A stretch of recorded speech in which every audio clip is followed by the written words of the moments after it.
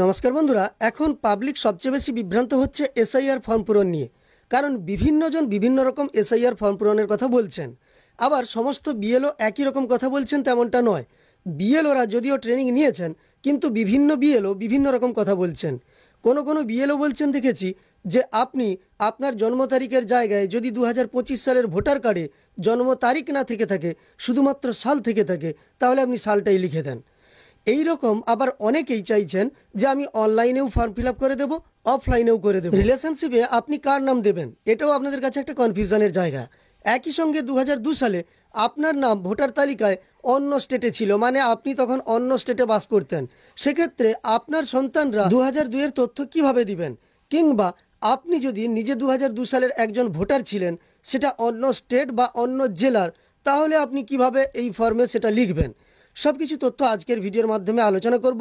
চলুন ভিডিওটি শুরু করা যাক। আর এই ভিডিওটি সম্পূর্ণ দেখার পরে যদি মনে হয় সকলের উপকারে এসে থাকবে, তাহলে অবশ্যই ভিডিওটিকে শেয়ার করবেন, যাতে সবার বুঝতে সুবিধা হয়। প্রথমেই বলবো, আপনারা যে কনফিউজড হয়েছেন বা আপনারা অনেকেই সিদ্ধান্ত নিয়েছেন যে অনলাইন অফলাইন দু জায়গাতে আপনি ফর্ম ফিল করবেন।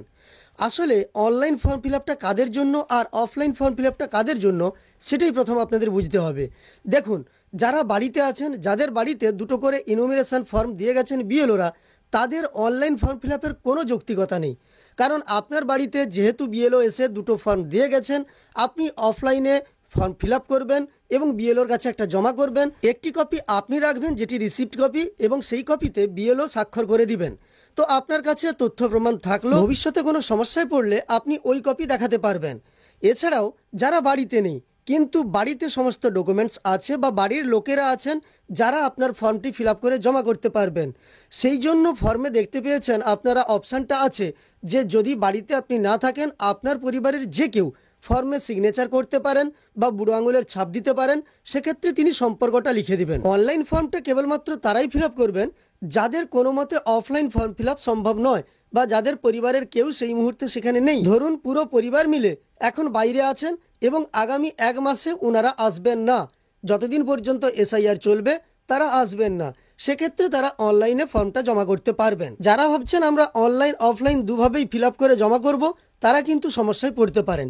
তাই দেখে জেনে বুঝে আপনি কিন্তু এসআইআর ফর্ম ফিল করবেন এবং আপনার সমস্ত সমস্যার জন্য আপনার যিনি বিএলও আছে তার সঙ্গে আপনি কন্ট্যাক্ট করবেন।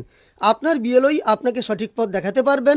বিভিন্ন জায়গার বিএলও বিভিন্ন রকম কথা বললেও আপনি আপনার বিএলওর মতামত অনুযায়ী আপনার ফর্মটি ফিল করবেন। এবার সম্পর্কের কথাই বলি।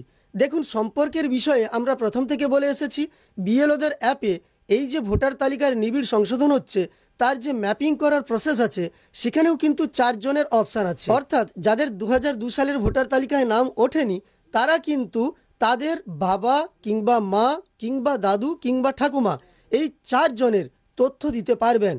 এই 4 জন রিলেটিভকে ব্যবহার করতে পারবেন এবং ফর্মের নিচের ডান দিকে তার সমস্ত তথ্য 2002 সালের তালিকা অনুযায়ী বসিয়ে দিতে পারবেন। আপনার অন্য কোনো রিলেশনশিপ কিন্তু আপনি সেখানে উল্লেখ করতে পারবেন না। আরেকটা বিষয় বলে রাখি, অনেকেরই আছেন যাদের 2002 সালে ভোটার তালিকায় নাম ছিল, অর্থাৎ ম্যাপিং করতে গিয়ে তারা কিন্তু বাম দিকের ঘরটা ফিল করবেন। সেক্ষেত্রে একেবারে ওপরে তার পিতার নাম মাতার নাম লেখার পরে যে পিতার ভোটার কার্ডের নম্বর এবং মাতার এপিক কার্ডের নম্বর, এই দুটো যে দিতে বলা আছে, সেক্ষেত্রে তার বাবা মা মৃত, বাবা মা নেই। অতএব ভোটার কার্ডের নম্বর দেওয়ার কোনো প্রয়োজনীয়তা নেই। যদিও আপনার কাছে ভোটার কার্ড থেকে থাকে, তাহলে বাবা মা যদি মৃত হয়ে থাকেন, আপনার ভোটার কার্ডের নম্বর দেওয়ার কোনো প্রয়োজনীয়তা নেই। তাই লেখা আছে দেখবেন, যদি থাকে, এপিক নম্বর যদি থাকে সেটা বসাতে বলা হয়েছে। তো আপনি আপনার তথ্য দিলেন, আপনার বাবা মায়ের নাম উল্লেখ করলেন, আবার বাম দিকে 2002 সালের তথ্য আপনি লিখে দিলেন, তাহলেই হবে। আপনার বাবা মা যদি মৃত হয়ে থাকে, সেক্ষেত্রে আপনাকে ভোটার কার্ডের নম্বর দিতে হবে না। কিংবা কারো ক্ষেত্রে যদি স্বামী কিংবা স্ত্রী না থাকে, তিনি তার কথা উল্লেখই করবেন না। আর থেকে থাকলে যদি এপিক নম্বর না থেকে থাকে, তাহলে সেটাও উল্লেখ করতে হবে না। কিংবা স্বামী কিংবা স্ত্রী যদি মৃত হয়, তার এপিক নম্বরও দেওয়ার কোনো প্রয়োজনীয়তা নেই। এবার বাংলা না ইংরেজিতে আপনি ফর্ম ফিল করবেন। দেখুন, আমরা বারবার বলেছি যে আপনি ফর্ম ফিল যে কোনো একটা ল্যাঙ্গুয়েজে করতে পারেন, মানে বাংলাতেও করতে পারেন, ইংরেজিতেও করতে পারেন। কিন্তু নম্বরগুলোর জায়গায় যখন আপনি ভোটার কার্ডের নম্বর লিখছেন, তখন ভোটার কার্ডের নম্বর নিশ্চয়ই WB কিংবা ওয়াই কিংবা HN এই সব দিয়েই কিন্তু শুরু হচ্ছে। তাহলে সেই লেটারগুলো লিখতে গেলে আপনাকে অবশ্যই ইংরেজিতে লিখতে হবে। তাই সংখ্যা এবং লেটার এইগুলোকে আপনারা ইংরেজিতে লিখুন। যেমন ধরুন আপনি আপনার ডেট অফ বার্থ এটা ইংরেজিতে লিখে দিলেন, তারপর আপনার ভোটার কার্ডের নম্বর, মোবাইল নম্বর, আধার নম্বর এগুলো ইংরেজিতে আপনি লিখে দেন। কিন্তু আপনি আপনার বাবা, মা কিংবা স্বামী অথবা স্ত্রী এই নামগুলো লেখার জন্য বাংলাই ব্যবহার করবেন, বাংলাতেই লিখবেন। যদি আপনার মনে হয় যে আপনি ইংরেজি উল্লেখ করবেন, তাহলে বাংলাটা লেখার পর ব্র্যাকেটে ইংরেজিতে লিখে দিতে পারেন নামগুলো, তবে এখানে আপনি বাংলা ব্যবহার করবেন। আর আপনার বিধানসভা ক্ষেত্র, পার্ট নম্বর, অংশ নম্বর এই জায়গাগুলোতেও আপনি ইংরেজি ব্যবহার করবেন। কারণ আমি আগের দিনের একটা উদাহরণে বলেছিলাম ইংরেজির 8 আর বাংলার 4 একই রকম দেখতে, তাই আপনি লিখতে গিয়ে যদি ভুলভাল লিখে দেন, মানে বাংলার সঙ্গে ইংরেজিকে যদি মিশিয়ে দেন, তাহলে আপনার সমস্যা হতে পারে। তাই অবশ্যই সংখ্যা এবং লেটারগুলোকে আপনি বা অক্ষরগুলোকে ইংরেজিতে লিখে দেন। এবার ডেট অফ বার্থের কথাই বলি। ডেট অফ বার্থ আপনাদের ভোটার কার্ডে নাও লেখা থাকতে পারে। আগেকার ভোটার কার্ডগুলোতে কোনো ডেট অফ বার্থ নেই, তাই আপনি আপনার আধার কার্ড দেখে দেখেই কিন্তু ডেট অফ বার্থটা লিখে দেবেন। কারণ যেহেতু তারিখ, মাস এবং বছর এই তিনটে জিনিসই লিখতে বলা হয়েছে, আপনি অবলিক দিয়ে দিয়ে আধার কার্ড অনুযায়ী আপনার ডেট অফ বার্থ লিখে দেবেন। এবার যদি আপনার ফর্মে ফিল আপ করতে গিয়ে ভুল হয়ে যায়, তাহলে আপনি কি করবেন? আপনি হোয়াইটনার ব্যবহার করবেন, না আপনি কেটে দিয়ে আবার লিখে দিবেন? সেক্ষেত্রে আপনাদের জানিয়ে রাখি, ফর্মে ভুল না করাই ভালো। আপনি পারলে প্রথমে জেরক্স করে নেন, জেরক্স কপিতে আপনার ফর্মটি ফিল আপ করে নেন, তারপর সব কিছু ঠিকঠাকভাবে আপনার ফর্মে লিখে নেন। আর এক্ষেত্রে আপনি যে কোনো সহায়তার জন্য বিএলওর সঙ্গে যোগাযোগ করুন, বিএলওই আপনাকে সঠিক তথ্য দিতে পারবেন।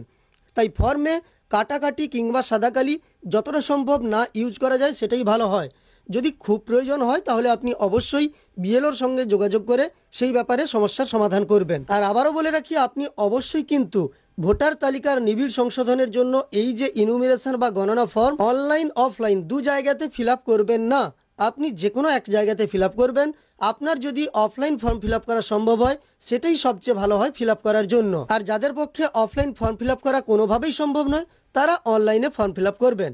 অনলাইনে ফর্ম ফিল আপ কীভাবে আপনি করবেন সেই প্রক্রিয়া নিয়ে আমাদের এই ভিডিওটি আছে, চাইলে আপনি দেখে নিতে পারেন। স্টেপ বাই স্টেপ সব কিছু দেখানো আছে। আর অফলাইনে যারা ফর্ম ফিল আপ করতে চান, তারাও আমাদের ভিডিওগুলি দেখতে পারেন। এখানেও কিন্তু আমরা স্টেপ বাই স্টেপ দেখিয়েছি কিভাবে আপনি ফর্ম ফিল আপ করবেন। সবশেষে আপনাদের বলবো, SIR form fill up 4 November শুরু হয়েছে, 4 ডিসেম্বর শেষ হবে। অনেকটা সময় আছে, অধৈর্য হওয়ার কিছুই নেই। আপনি সব কিছু জেনে বুঝে দেখে শুনে ফর্ম ফিল আপ করবেন, যাতে আপনি কোনো সমস্যায় না পড়েন।